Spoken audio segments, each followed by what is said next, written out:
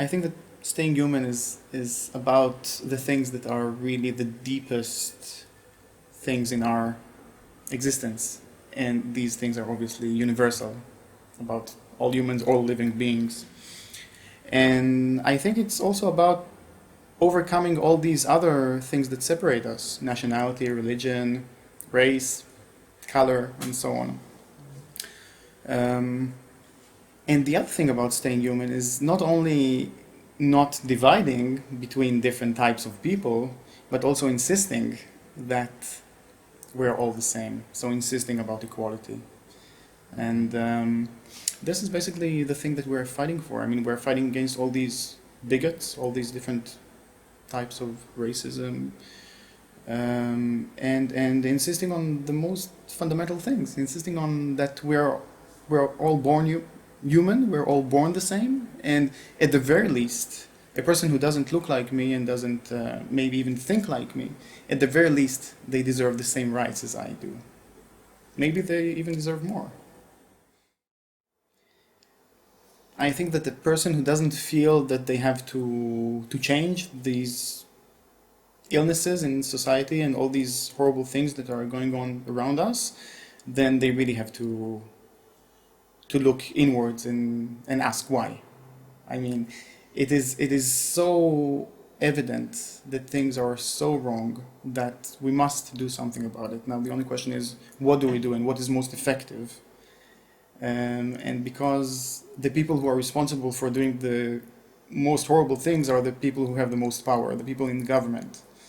And the way to act against the government is actually doing this on a mass scale, having more and more people demanding that actually the government serves them instead of the other way around, the people serving the government. And this is happening pretty much in the same way all over the world. I mean, some places claim they are democracies, some are less democratic, but the same struggle, more or less, takes place all over the world. And I think that this struggle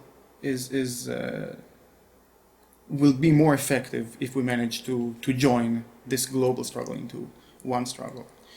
Vittorio didn't only write about Gaza, he wrote about us, about all human beings. And obviously, the people who need the most help and who need to be heard the most are the ones who are most oppressed.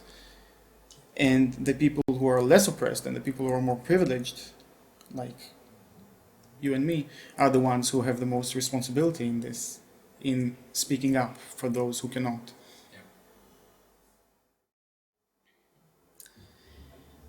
I think that being born in Israel and being raised here, there is a lot of brainwashing taking place from very early on. So we are being raised to be soldiers from kindergarten, literally from kindergarten.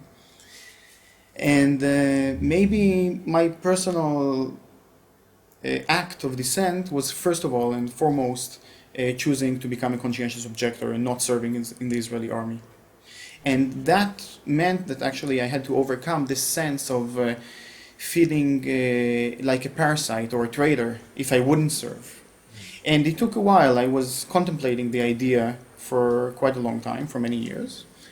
And eventually something happened, and what I realized is that actually the only thing I can be a traitor of is humanity.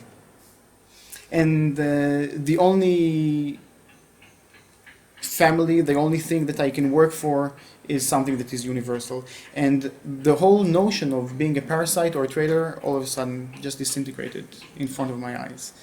And from there on it was very easy. The moment I said, first of all, I'm a human being, and everything else follows.